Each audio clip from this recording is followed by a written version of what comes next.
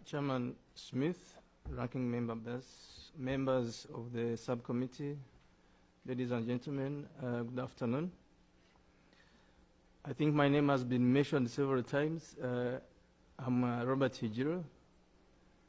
I was born in Uganda because my parents lived there after being forced out of Rwanda in 1959. So I share the same background with the president because he was also raised in Uganda as a refugee. I was part of the force that seized control of Kigali in 1994, which actually led to the falling of the former Hutu regime and brought an end to the genocide in Rwanda. I did work for 2 decades with the Rwandan military and served in different capacities. I had 2 tours as a peacekeeper, one with the African Union, the initial launch of Darfur peacekeeping, and another one with the United Nations African Union hybrid mission, which is still ongoing.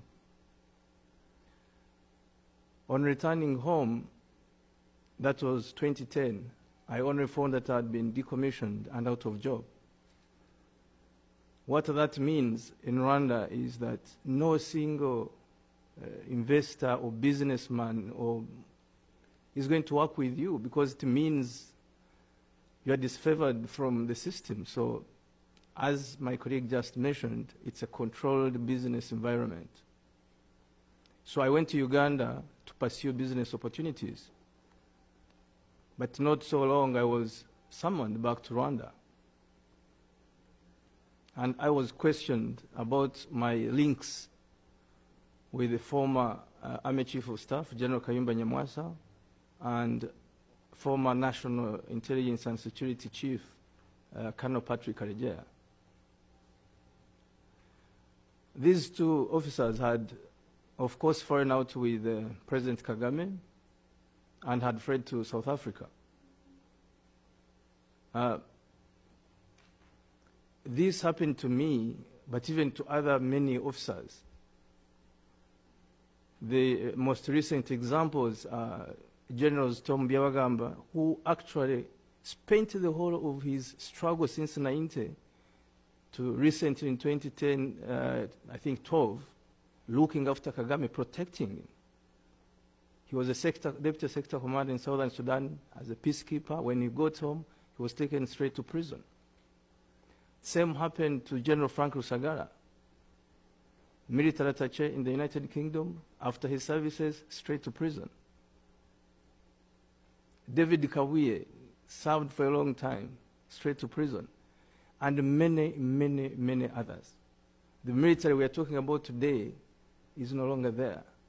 He has young boys doing the peacekeeping, but all the top cadres that actually helped him get into power, they are either in cells, dead, running, all over the world. Others are idle in the country, which is a very dangerous aspect when it comes to national security.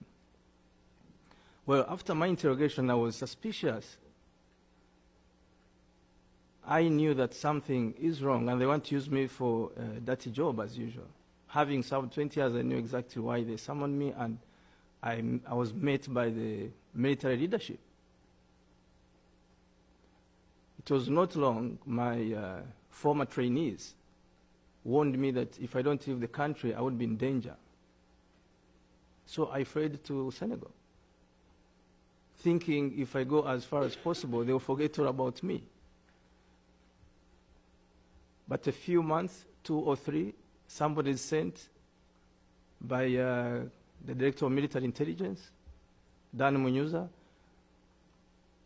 to tell me that they have a job for me. He calls me directly and tells me that they have sat down and decided to give me a job. And the job was to go to South Africa and eliminate former Chief of Staff, General Kayumba Nyamwasa, and former National Security and Intelligence Chief, Colonel Patrick Karegeya. And there's a question you asked, I should state that on record, that is Kagame involved? Up to where? When Munyuza, Director of Military Intelligence, is giving me a mission, he's on recording the president. Now, I was desperate and I needed time to think about it, because I know that whether you do the job or not, you're going to die anyway. So I called Colonel Patrick, gave him the story, and we agreed that I go to South Africa and play by Dan's motions. I went to South Africa. We discussed between me and General Nyamwasa and Colonel Patrick how to go about it.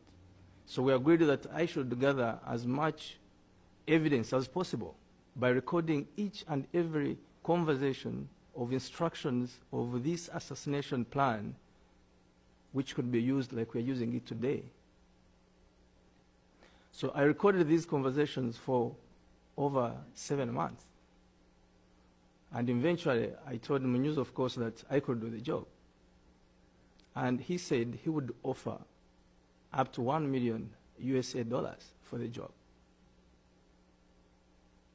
We went on and on, modalities, the weapons to be used, what he wants me to do, how to do it, etc., etc.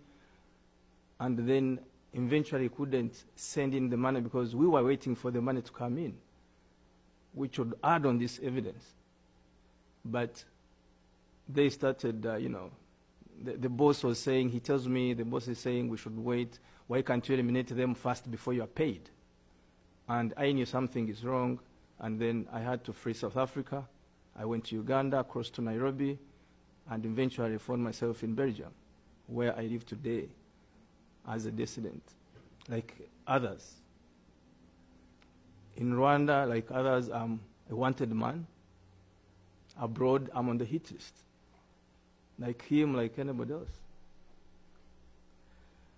Well, like he said, or the previous speakers, on the New Year's Eve of 2014, Kagame achieved his wish, and that's when Colonel Patrick Karegeya was found strangled in Johannesburg Hotel. I should add here that some of these individuals involved are known. We know them. South Africa is still conducting the investigations. We are waiting. But we know some of these individuals. General Kayumba Nyamwasa has survived, I think, 3 assassination attempts in South Africa. The first one, he was actually shot, but he didn't die. The others, they would find him in a different location, and it has been 3 or 4 times. He's still living. We don't know for how long. For me, when this happened, when Patrick died, I decided to find a reading newspaper, a Canadian newspaper, the Globe and Mail, and shared my story. I gave them access to the tapes. These tapes were independently verified or translated. This paper went as far as interviewing former military officers, and they confirmed indeed the voice belongs to Munyuza. And not only that, there is technology, as you are telling the members of Department of State. We can always verify this voice. If the government says, no, this is not Dan Munyuza, then they should give us the official voice of Munyuza, and we compare with the one I have. If it's not true, then, well, it's not.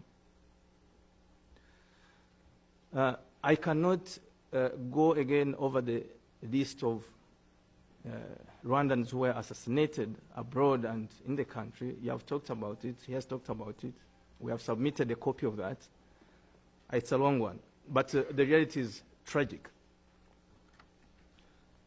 I would like to end with a message to my fellow Rwandans, Hutus and Tutsis.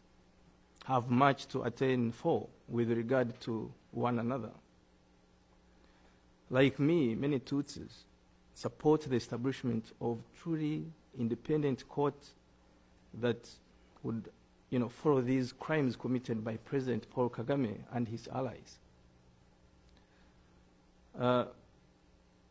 If you allow me, I'll read this quote from Mandela, which he gave out in 1994. I quote, "Out of the experience of an extraordinary human disaster that lasted too long, must be born a society of which all humanity will be proud. The time for the healing of the wounds has come.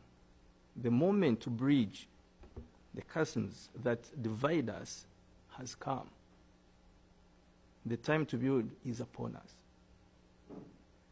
I sincerely thank the subcommittee for its time and interest, and respectfully ask for help, and the help of the entire US Congress, to urge Rwandans to put aside their divisions, regional, political, and ethnic, and work peacefully together to end this repressive regime. Thank you.